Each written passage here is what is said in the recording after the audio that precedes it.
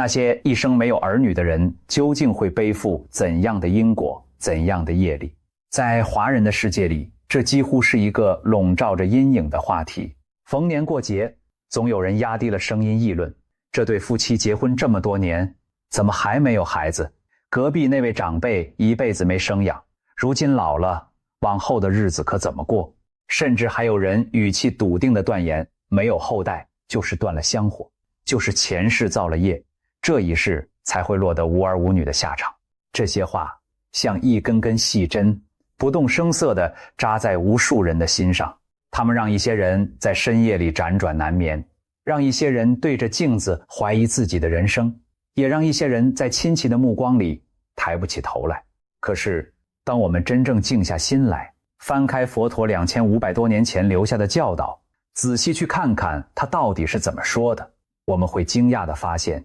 真相竟然和这些流传已久的说法几乎完全相反。今天这一集，我们就一起把这件事情从头到尾彻彻底底地讲清楚。在正式开始之前，我想先对正在看这支影片的你说一句话。如果你自己正好就是一位没有儿女的人，或者在你的家人、你的朋友当中，有人正因为这件事情而默默承受着压力与痛苦，那么我真心的希望，接下来我们所要分享的这些来自佛陀的智慧，能够像一束温暖的光，照进那一颗或许已经被恐惧与自责笼罩了太久的心。因为你将会亲眼看到，那些流传了千百年，听起来仿佛天经地义的说法，在真正的佛法面前，其实是完全站不住脚的。而佛陀真正想要告诉我们的那个真相，远比那些吓人的传言要来得慈悲，也来得辽阔太多了。所以，请你一定要耐心地看到最后，因为越到后面，你就会越发现，这一份智慧足以彻底地松开那一根捆绑了无数人整整一辈子的绳索。我们先来想一个问题，这种认为没有孩子就是业障，就是命苦，就是被上天惩罚的观念，它到底是从哪里来的？很多人下意识地以为这是佛教的说法，但如果我们认真去追溯，就会发现这份沉重的焦虑，它的源头其实并不在佛法，而是深深根植于我们这片土地的传统伦理之中。孟子那句流传千年的话，不孝有三，无后为大，把没有后代抬到了不孝的最高位置。在漫长的农耕时代，人丁就是劳力，就是家族延续的希望。没有子嗣意味着土地无人耕种，祖先的牌位无人祭祀，香火就此断绝。于是一代又一代，这种对于绝后的恐惧被层层叠加，最终演变成一种近乎本能的集体不安。而当这种不安遇上了民间流传的种种因果故事，就被进一步渲染成了前世罪孽的说法。有人说，这一世不孕是因为前世伤害过别人的孩子；有人说，膝下无子是因为欠下了无法偿还的业债。这些说法听起来煞有介事，仿佛真的有一本生死簿，一笔一划记录着每个人该不该拥有子女。可是，这真的是佛陀的本意吗？要真正解开这个结，我们得先回到孝这个字上面，因为许多人心里最深的那根刺，其实就是害怕自己成了不孝之人。可是我们有没有想过，孝的真正含义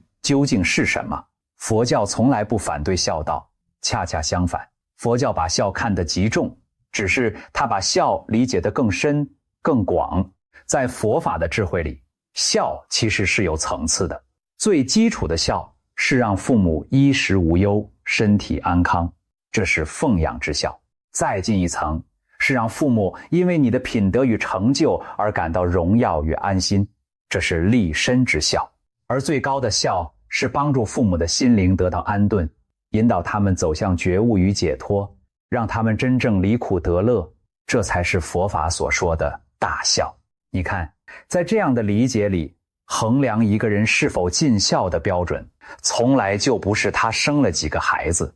而是他有没有用一颗真诚的心去回报父母的养育之恩，去让父母的生命更加安然。一个没有子女的人，只要他孝顺父母，善待众生，活得清净而有意义，他就是一个大孝之人。把无后直接等同于不孝，其实是把孝这个字理解得太狭隘、太表面了。弄清楚了孝，我们接着必须弄清楚佛教所说的业究竟是什么。这是整件事情的关键，也是最容易被误解的地方。在许多人的想象里，业力就像一个高高在上的裁判，或者一位铁面无私的神明，他在天上监视着我们的一举一动，然后根据我们的功过决定给我们奖赏还是惩罚。生在富贵之家是奖赏，生在贫寒之家是惩罚，儿孙满堂是奖赏，孤身一人是惩罚。这种理解听起来很符合我们对于善恶有报的朴素期待，但它其实混杂了太多后世民间信仰的色彩，并不是佛陀最初所讲的道理。佛陀所说的业这个字的本意其实非常朴实，它指的就是行为，就是造作，而且它被清清楚楚地分成了3种：身业、口业、意业。身体的行为是身业，言语的表达是口业，而内心的起心动念是意业。更值得注意的是，佛教在这3者当中尤其看重意业，也就是我们内心真正的动机与念头。同样一件事，出于善心去做，还是出于恶念去做，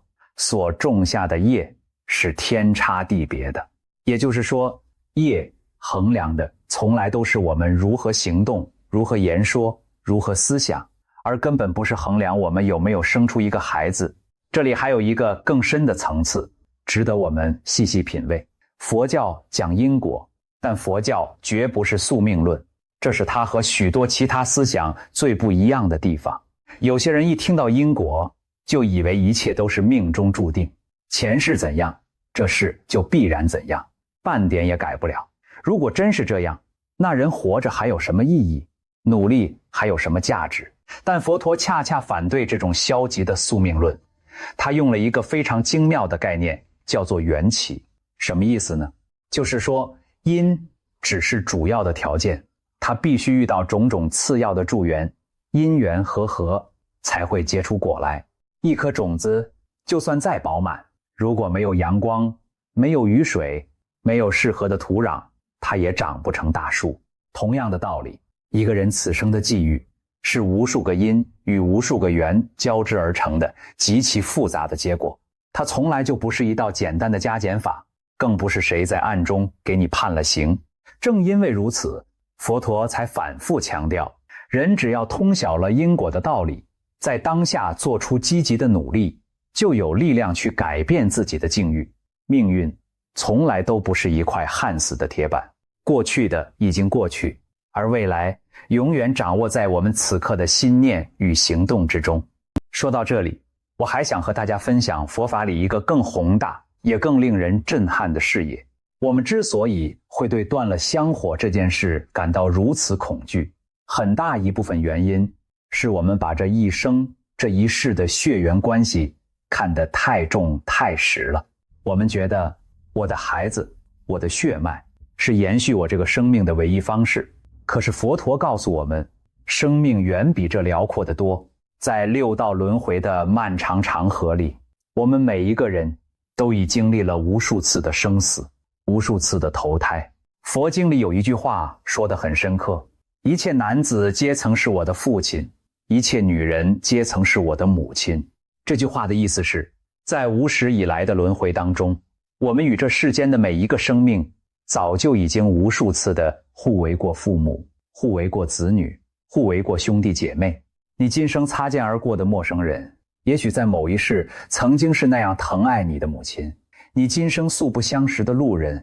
也许在某一世曾经是你捧在手心的孩子。当我们把眼光放到这样一个宏大的尺度上，我们就会明白，执着于这一世要留下自己的血脉，其实是一种很小很小的执念。因为从究竟的意义上说，我们与一切众生早就是一家人了。好了，铺垫到这里，真正令人震撼的核心就要来了。如果说没有子女真的是一种业障，是一种需要背负的罪，那么我们不妨回过头去看看佛教历史上那些最伟大、最受尊崇的人物，他们的一生又是怎样的？我们会看到一幅让所有相信绝后论的人都无法解释的画面。佛陀本人释迦牟尼，他在觉悟成道之前是迦毗罗卫国的太子，他有妻子，也有一个儿子，名叫罗侯罗。可是为了寻求生命究竟的解脱，为了普度天下的众生，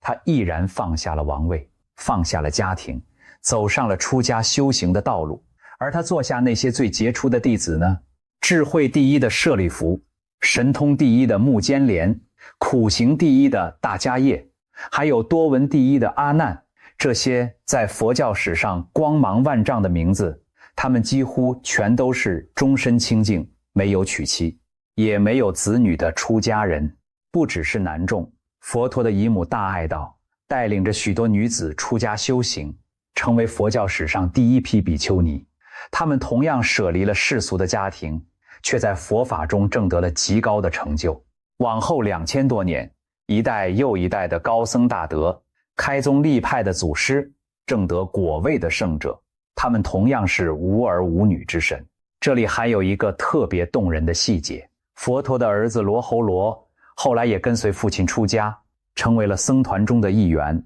佛陀并没有把王位、把财富、把世俗的家业留给这个孩子，而是把最珍贵的佛法，把通往解脱的道路亲手交到了他的手中。在佛陀的眼中，这才是一个父亲能够给予孩子的最好的遗产。世间的荣华富贵、血脉家业，终有散尽的一天，唯有智慧与觉悟，才能真正陪伴一个生命走过生生世世。这个故事其实也在悄悄地告诉我们，生命中最宝贵的传递，从来就不是物质的，不是血缘的，而是心灵的，是智慧的。当我们把目光从有没有后代转向有没有真正活出智慧与慈悲的时候，我们才算是真正读懂了佛陀的良苦用心。现在让我们把这个逻辑摊开来，放在阳光底下看一看。如果无儿无女真的是天大的业障，是被上天惩罚的标记，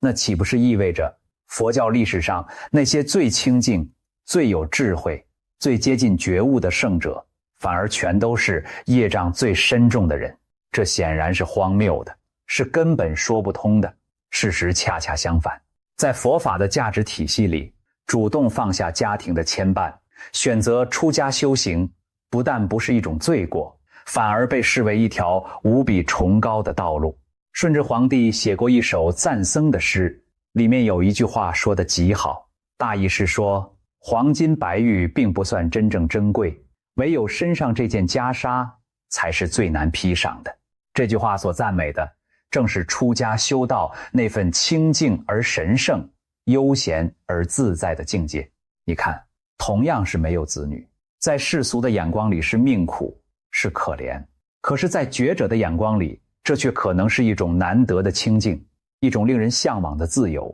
同样一件事，站在不同的高度去看，竟然会得出如此天差地别的结论。这难道不正是那个比我们想象中更加惊人的真相吗？当代的星云大师曾经把人生分成2种截然不同的活法，说得非常透彻。他说，一种是在家人求有的生活，有家庭，有伴侣，有儿女，有功名富贵，有事业成就，什么都追求一个有字。而另一种是出家人求无的生活，不求功名，不去计较，不去比较，安然地过着一种无的日子。我们大多数人从小到大被反复教导的都是要不断地拥有，拥有的越多，仿佛就越成功，越圆满。可是星云大师却告诉我们，能够享受无的快乐，才是真正无穷无尽的境界。因为当你放下了对于拥有的执着，整个宇宙山河大地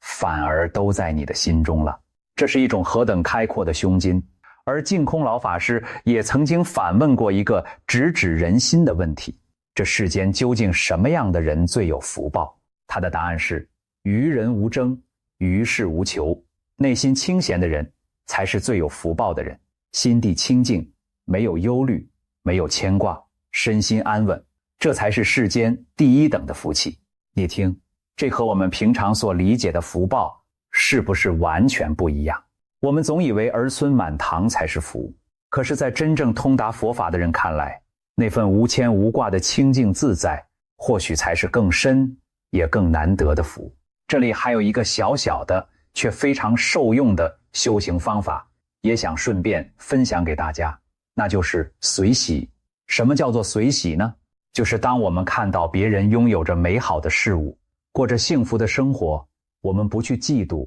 也不去比较，反而能够打从心底里为对方感到一份由衷的欢喜。看到别人儿孙满堂，我们可以真心的为他们送上祝福；看到别人家庭美满，我们可以真诚的替他们感到高兴。这样一颗懂得随喜的心，不但能够让我们远离那些由嫉妒与怨怼所带来的痛苦，佛法还告诉我们，这一份随喜的本身就是在为我们自己累积着一份极为殊胜的功德。你看，我们甚至不需要真的去拥有什么，仅仅只是为别人的美好而欢喜，就已经是在替自己修福了。当一个没有子女的人能够用这样一颗清净而宽广的心去看待身边的一切，他的内心又怎么会被那些有没有孩子的计较搅扰得不得安宁呢？说到这里，我们还要拆穿一个流传极广却很少有人真正想清楚的误解，那就是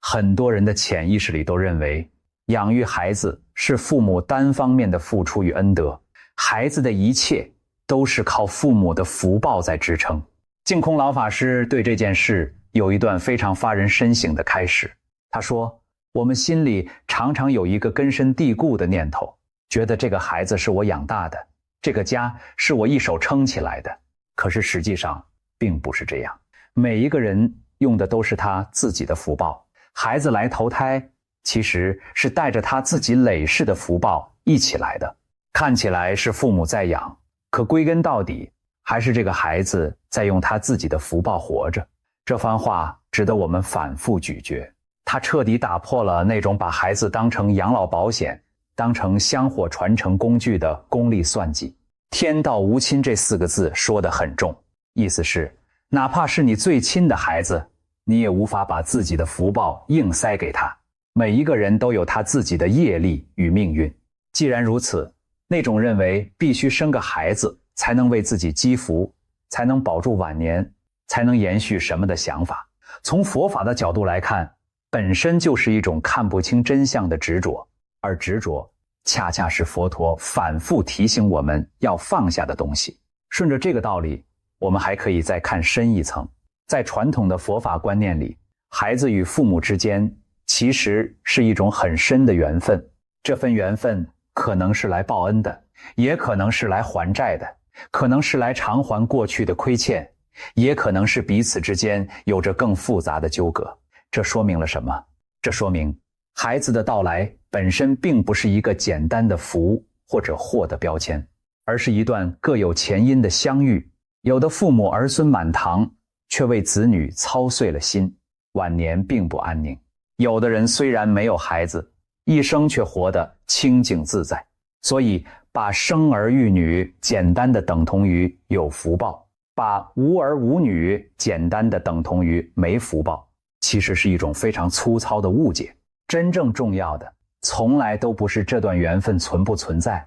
而是我们用一颗怎样的心去对待生命中出现的每一段缘分，每一个人。那么可能有人会问，如果不靠孩子，一个人到底要怎样才能积累福报呢？其实佛法为我们指出的积福之路宽广的超乎想象，而且每一条都和有没有子女毫无关系。你可以布施，把自己的财物分给那些穷困需要的人，哪怕只是一点点，只要出于一颗真诚的善心，就是在种福。你可以护生，爱惜身边每一个微小的生命，不去伤害他们，这是慈悲之福。你可以诵经闻法，让自己的心一天比一天清净，这是智慧之福。你可以为他人服务，为社会奉献，用自己的一双手去帮助更多的人，这是结缘之福。哪怕你只是存好心，说好话，做好事，在别人失意的时候给一句鼓励，在别人跌倒的时候伸一把援手，这些点点滴滴全都是在为自己，也为这个世界累积着看不见却真实不虚的福德。你看，一个没有子女的人，他能够修的福一分也不会比别人少。福报这座宝库的大门，从来都为每一个愿意行善的人敞开着。前面我们提到，布施是修福的一条大路，这里不妨再把它说得深入一些。佛法里所讲的布施，其实有3种不同的层次。第一种叫做财布施，也就是把我们的财物分享给那些困苦匮乏的人，让他们得到实实在在的帮助与温饱。第二种叫做法布施，也就是把那些能够启迪人心，让人离苦得乐的道理与智慧分享给更多的人。在佛法里，这被认为是一种比财布施更加殊胜的布施。第三种叫做无畏布施，也就是在别人恐惧不安的时候，给他一份安慰，一份守护，一份勇气，让他惶惶不安的内心重新安定下来。我们有没有发现，这3种能够为自己累积深厚福德的布施，没有任何一种需要以拥有子女作为前提。一个没有孩子的人，他一样可以慷慨地财布施，可以耐心地法布施，可以温柔的无畏布施。他为自己，也为这个世界所种下的每一分福田，一分一毫都不会比别人来的少。由此可见，佛法为我们打开的这一扇修福之门是何等的宽广，又是何等的平等。他从不因为一个人有没有后代，就狠心地将他拒之门外。说到慈悲，佛法里还有一个特别美的教导，叫做4无量心，也就是慈、悲、喜、舍这4种无量广大的心。我们平常对自己的孩子，往往能够付出无私的爱，这份爱本身是非常珍贵的。可是佛陀希望我们做的是把这份原本只给自己骨肉的爱，一点一点地扩展开来，去爱更多的人，去慈悲一切的众生。一个把爱只锁在自己小家庭里的人，他的心量终究是有限的；而一个能够把慈悲之心推及天下苍生的人，他的生命才真正变得宽广而辽阔。从这个角度看，没有子女的人反而少了一份牵绊，多了一份余裕，可以把自己的关爱与慈悲更自由地布施给这个广大的世界。这不是一种缺失，反而可能是一种难得的成全。我们不妨再从一个更完整的角度来看一看，一个生命究竟该如何让自己真正变得富足。佛法里有一个很重要的观念，叫做福慧双修。意思是说，一个真正走在觉悟道路上的人，需要同时修好2样东西，一样是福德，一样是智慧。这就好比一个人想要往前走，需要有健全的2条腿，缺了任何一条都走不远，也走不稳。我们前面谈了许多修福的方法，布施、护生、行善、结缘，这些都是在为自己培植深厚的福德。而另外一条腿，智慧，指的则是我们透过读经、闻法、反省、关照，让自己一天比一天看得更清楚、更透彻，慢慢的从种种的迷惑与烦恼里解脱出来。我们有没有发现，无论是修福还是修慧，这2条能够让生命一步步走向圆满的道路，竟然都和有没有子女没有丝毫的关系。一个没有孩子的人，他一样可以福慧双修，一样可以把自己的这一生经营的既有温度又有深度，既充满了善的力量，又闪耀着智慧的光芒。这样的一生，难道还不够丰盛，还不够圆满吗？也许有人还是会反驳，话虽如此，可是有孩子，晚年终究有个依靠，有个保障；没孩子，老了不就孤苦无依了吗？这个顾虑听起来很现实，也很有道理。但佛陀早在2500多年前，就用一个令人心碎又发人深省的故事回答了这个问题。在佛陀住世的年代，有一位妇人，她只生了1个儿子，因此把全部的爱都倾注在这唯一的孩子身上，视若珍宝。可是天有不测风云，孩子忽然染上重病，妇人四处求医，遍访名医，却依然回天乏术。这个孩子最终还是离开了人世。这突如其来的打击让妇人彻底崩溃了，她无法接受这个事实，天天守在孩子的坟前，日夜哭泣，形容枯槁。她疯了一般的四处奔走，抱着孩子冰冷的身体，哀求每一个人给她一帖能让孩子起死回生的药。人们都认为她已经失心疯了，只有一个人告诉她：你去城里找佛陀吧，也许他能帮你。妇人像抓住了最后一根稻草，跌跌撞撞地跑到佛陀面前，苦苦哀求他让自己的孩子复活。佛陀慈悲地看着他，缓缓地说：可以，但你要先为我找来一样东西。你去城里挨家挨户地问，找到一户从来不曾死过人的人家，向他们要一粒芥菜种子拿回来，我就能救你的孩子。妇人一听，心中重新燃起了希望，立刻挨家挨户去寻找。可是他走遍了整座城，问了一户又一户，却始终找不到那样一户人家。每一家都曾经有亲人离世，有的失去了父母，有的失去了兄弟姐妹，有的失去了伴侣，有的甚至也曾像他一样失去过自己的孩子。走着走着，问着问着，这位悲痛欲绝的母亲忽然彻底醒悟了。原来死亡与失去并不是只降临在他一个人身上的灾难，而是这世间每一个家庭，每一个生命都无法逃避的共同命运，这就是无常。他这才明白，佛陀要教给他的并不是那粒根本不存在的芥菜种子，而是要让他亲眼看见，亲手触摸这个最深刻的真相。从此他放下了执念，皈依了佛陀，走上了解脱之路。这个故事穿越了2000多年的时光，依然像一记警钟，重重地敲在我们每一个人的心上。它告诉我们一件很残酷却也很重要的事实：爱、亲情、儿女，这些我们拼命追求紧紧抓住的东西，他们并不能真正保护我们免于无常。有孩子的人未必就一定能白头到老，儿孙绕膝。人世间有太多的父母反而要承受白发人送黑发人的锥心之痛。生老病死是每一个生命都要独自面对的功课，它从不因为你有没有子女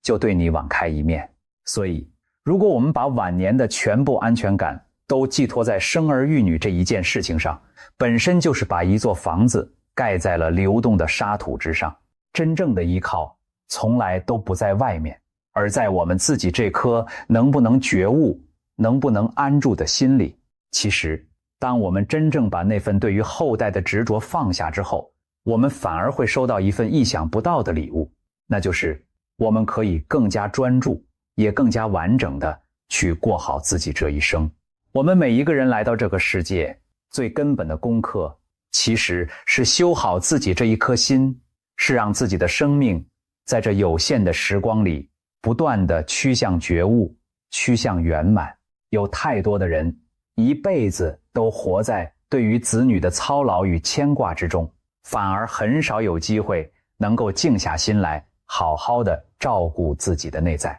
好好的面对生命最终极的那几个问题。而一个没有子女牵绊的人，如果他能够善加珍惜这份难得的清静与愉悦，把宝贵的光阴用在读经闻法上，用在修心养性上，用在服务众生上，那么他这一生反而很可能走得比许多人更加深远。生命的意义从来就不在于我们为这个世界又复制了多少个新的生命，而在于我们自己这一个独一无二的生命究竟活出了多少的深度，又绽放出了多少的光亮。这或许才是佛陀最想要让我们看见的，属于每一个人的最真实不虚的价值。我们甚至可以把眼光投向更长的历史里去，翻开厚厚的史书，我们会看到多少曾经显赫一时的名门望族，多少延续了数百年的钟鸣鼎食之家，最后都免不了走向凋零与消散。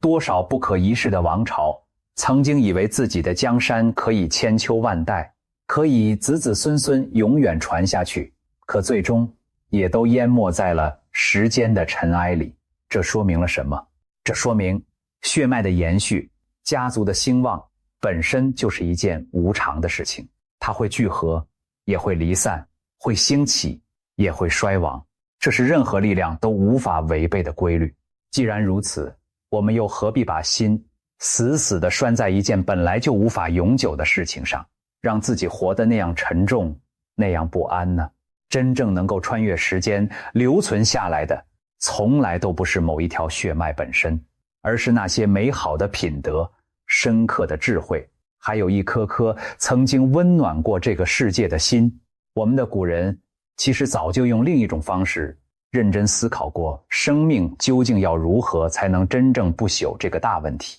古书里有一个很深刻的说法，讲的是人的一生有3种最了不起也最能够流传久远的成就。第一种是树立起高尚的德行，让后人敬仰；第二种是建立起利益众人的功业，让世间受惠；第三种是留下启迪后世的思想与言论，让智慧延续。我们仔细想一想，这3种能够让一个生命的价值穿越时光流传千古的方式，竟然没有任何一种是必须依靠生儿育女才能达成的。多少品德高洁的君子，多少责备苍生的仁者，多少留下不朽智慧的先贤，他们究竟有没有后代，早已经无关紧要。真正让一代又一代后人永远铭记的，是他们的人格，他们的贡献，他们的思想。这和佛法所讲的道理其实是深深相通的。一个生命的分量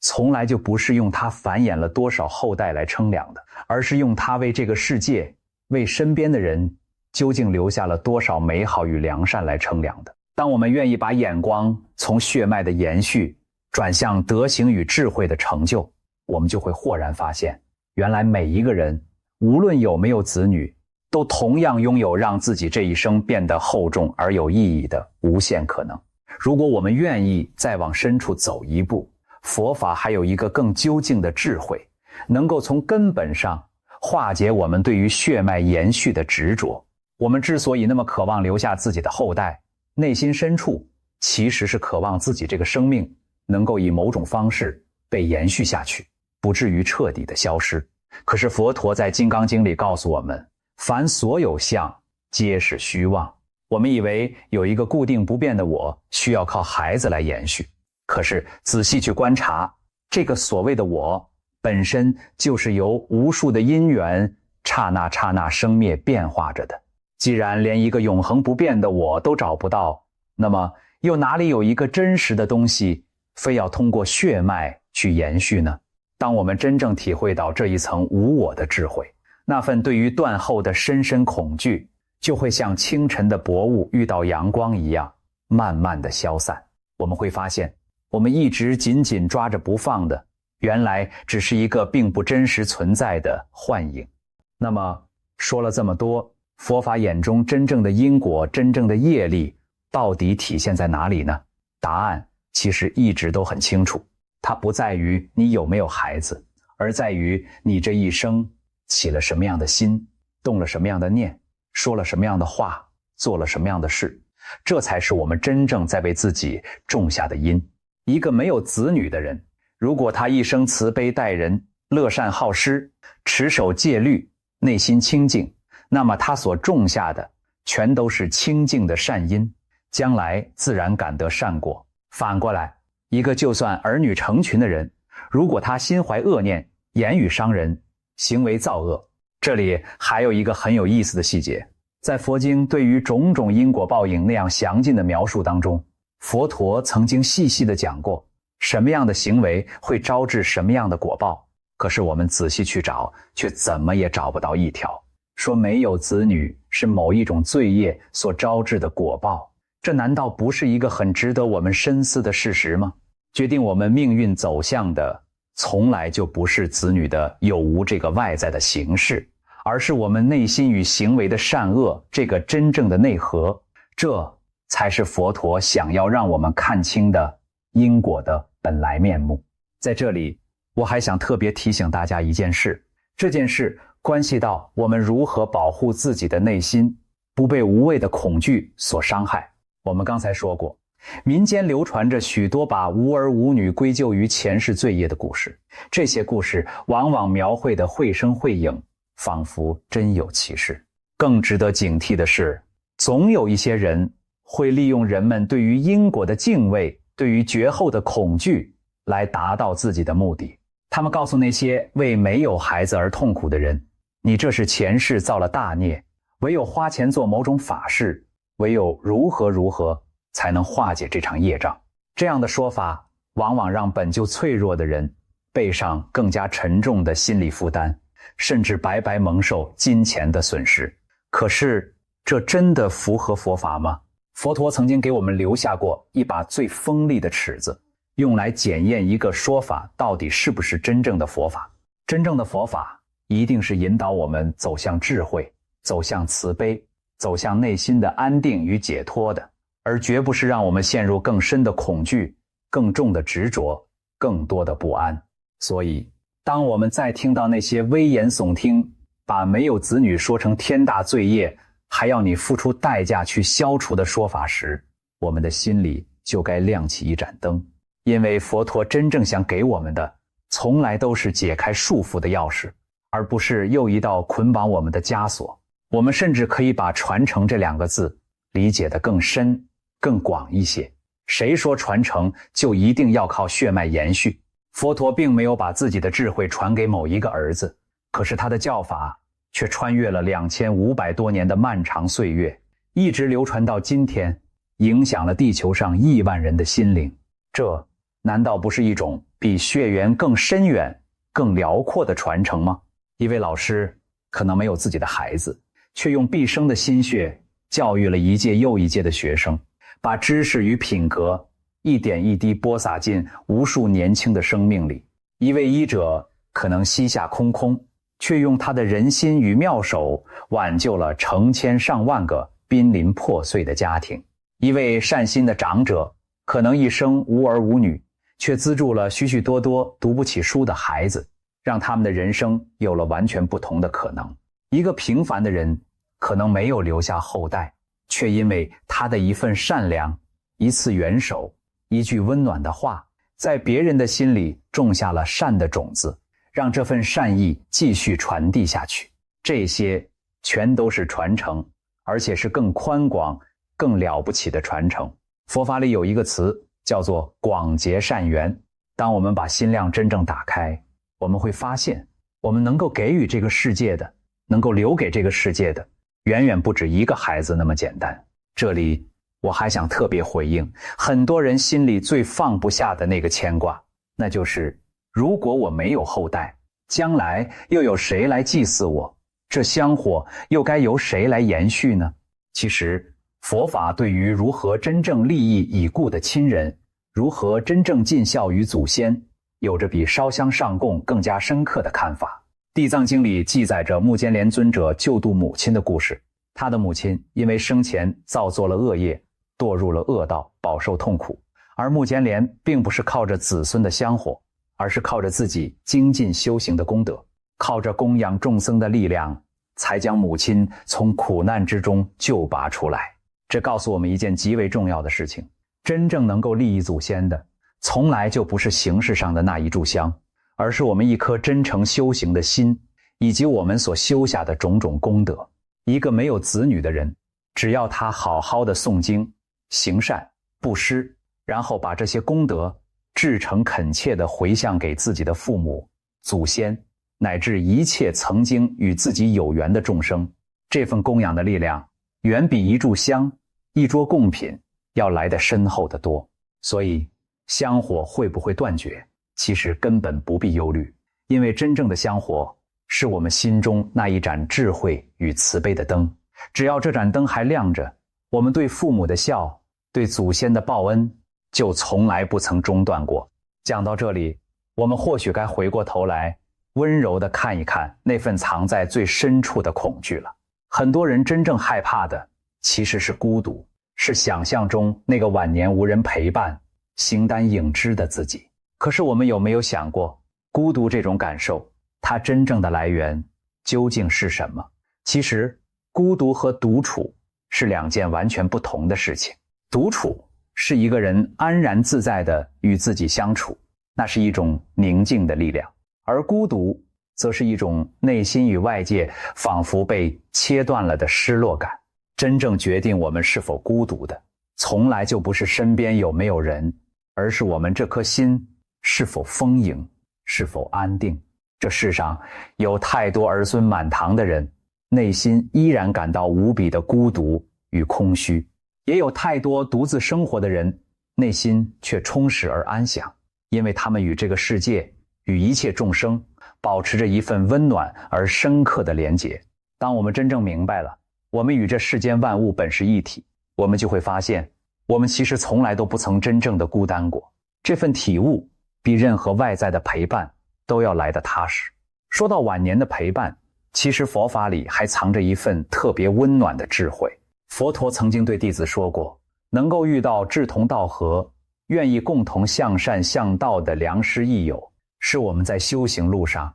极为珍贵难得的福分。人生真正深刻的连结，其实并不只来自血缘。那些和我们怀抱着同样信念，愿意在漫长的生命道路上彼此扶持、彼此砥砺、彼此照亮的同行者，往往能够带给我们一种连血缘关系也未必能够给予的理解与温暖。我们可以走进一个共修的团体，和一群真诚而善良的人一起读经，一起行善，一起在生活的点点滴滴里彼此关照，彼此挂念。这样一份因为共同的心愿而缔结起来的缘分，同样可以在我们年长之后成为生命里温暖而坚实的依靠。当然，这并不是说我们要把所有的期待都一股脑地转移到别人的身上，而是说，当我们愿意主动地走出去，真诚地与人结缘，用心地去经营每一份善意的连结，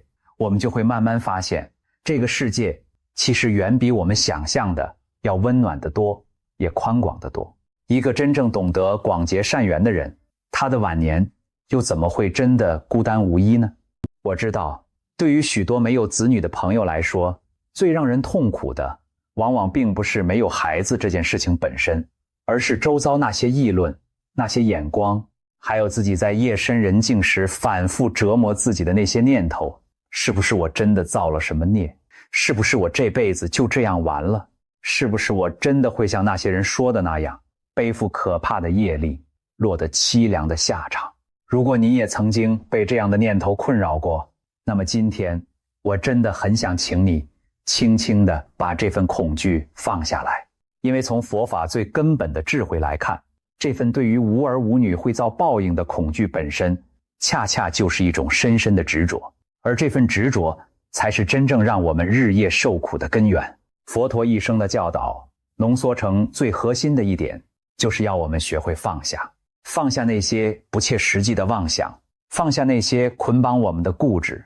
放下那份小我的患得患失。要知道，放得下一分执着，我们的心就能收获一分自在。放下的越多，我们反而拥有的越多。这正是佛法里最深也最温柔的智慧。还有一个最根本也最能够安定人心的道理，我想在这里郑重地告诉每一位朋友，在佛法的眼中，每一个众生都平等地具足着圆满的佛性。这是什么意思呢？意思是说，我们每一个人本自具足觉悟成佛的可能，这份最尊贵也最圆满的潜能，人人平等，不增不减。它绝不会因为你拥有了子女而多出一分，也绝不会因为你没有子女而少掉一分。一个人生命的尊严与价值，早在他还没有开始考虑要不要生育之前，就已经圆圆满满的存在于他自己的生命之中了。所以，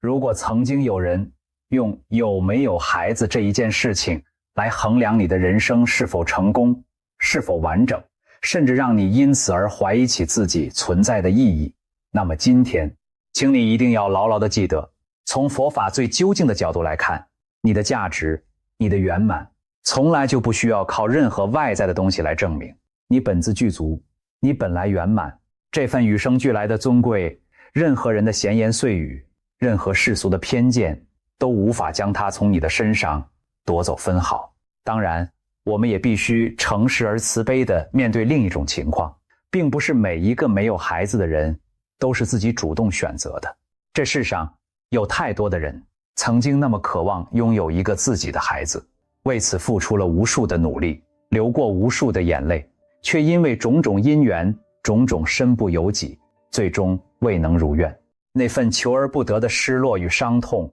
是外人很难真正体会的。对于这样的朋友，佛法所给出的从来都不是冰冷的审判，而是最深的慈悲与体谅。要知道，你此生没能拥有孩子，这是因缘，而不是罪过。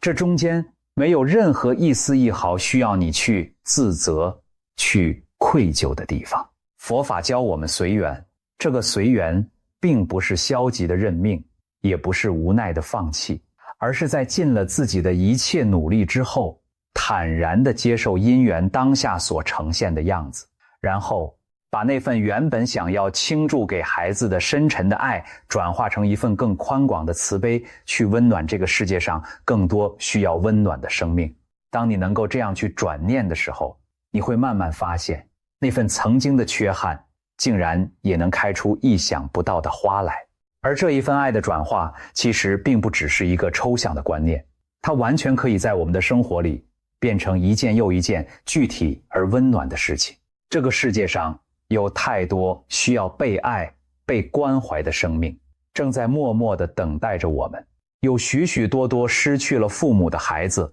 渴望着一份温暖的照顾；有许许多多独自生活的长者，盼望着能有人陪他们说说话；有许许多多在困境中苦苦挣扎的人，需要着一双愿意向他伸出的手。当一个没有子女的人，愿意把心中那一份深沉的爱投注到这些地方，他会惊讶地发现，自己的生命非但没有因为没有孩子而变得空洞，反而因为连接了更多的生命而变得无比的丰盈与饱满。他所付出的每一份关爱，都在这个世界上激起了一圈又一圈温暖的涟漪，而这些涟漪最终所汇聚成的福德与善缘，也会在某一个我们意想不到的时刻，以某一种我们意想不到的方式，重新回到我们自己的生命里。这就是佛法所说的爱出者爱返，福往者福来。原来一份真心付出的爱从来就不会被辜负，只要我们愿意把它给出去，它就一定会以另一种形式重新回到我们的身边。尤其是在我们今天所身处的这个时代，这些思考就显得格外有意义。2026年的今天，我们环顾四周，会发现越来越多的人出于各种各样的原因，选择了不同于传统的人生道路。生育率在许多地方持续下降，家庭的形态也变得越来越多元。在这样一个剧烈变动的时代，那些关于子女、关于传承、关于人生意义的古老焦虑，反而被重新翻搅了出来，沉甸甸地压在许多人的心头。也正因为如此，我们才更需要回到佛陀的智慧里，去重新审视这一切。当我们真正读懂了因果，读懂了业力，读懂了无常，读懂了放下，我们就会明白，衡量一个生命是否圆满、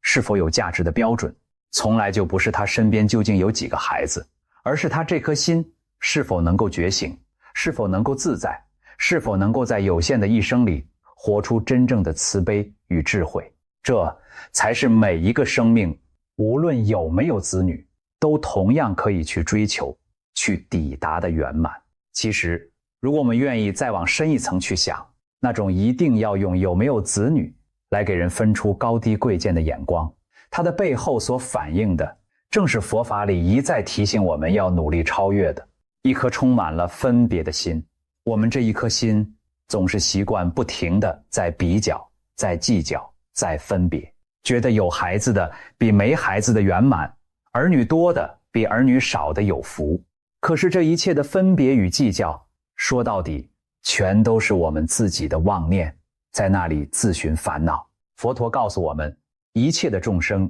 在最根本的层面上都是平等的，都同样值得被尊重、被善待。当我们愿意慢慢地放下这一颗爱分别、爱计较的心，我们不但再也不会轻易地去评判别人，与此同时，我们也就再也不会被别人那些带着分别心的眼光与言语所刺伤，因为我们终于彻底明白了一个人的生命究竟值不值得，究竟圆不圆满，从来就不是任何一种外在的形式所能够定义的。当我们的这颗心真正变得平等而宽广，这个世界上也就再也没有任何一句闲言碎语能够动摇我们内心的那一份安稳与笃定了。所以，让我们回到最开始的那个问题，那些无儿无女的人究竟会背负怎样的因果业力？现在，我们终于可以给出一个清晰而笃定的答案了。真相是，佛陀从来没有说过没有子女就是业障，就是惩罚。恰恰相反，那份认为无儿无女必遭报应的世俗恐惧，本身才是一种需要被看破、被放下的迷惑与执着。一个人的因果，一个人的福报，从来都握在他自己的手里，写在他每一个当下的起心动念之中，而不是取决于他有没有留下后代。无论我们有没有孩子，我们都同样站在无常的长河里，都同样要面对生命最终极的功课，也都同样拥有觉悟与解脱的可能。这才是那个比我们想象中更加辽阔也更加慈悲的真相。它不是要让我们感到害怕，而是要让我们感到自由。如果今天的分享能让你心里那份沉甸甸的重担稍微松动了一点点，能让你对自己的生命多一分理解，多一分慈悲，那么这一切就都值得了。愿我们每一个人，无论身处怎样的境遇，都能放下那些无谓的恐惧与执着，找回内心那份本自具足的清净与自在。也愿我们都能明白，生命真正的意义并不在于我们拥有了什么，延续了什么，而在于我们是否曾经真诚地爱过，善良地活过，是否曾经用自己的温暖照亮过别人的生命，并且在这条漫长的修行路上，一步一步坚定而安然地走向觉悟。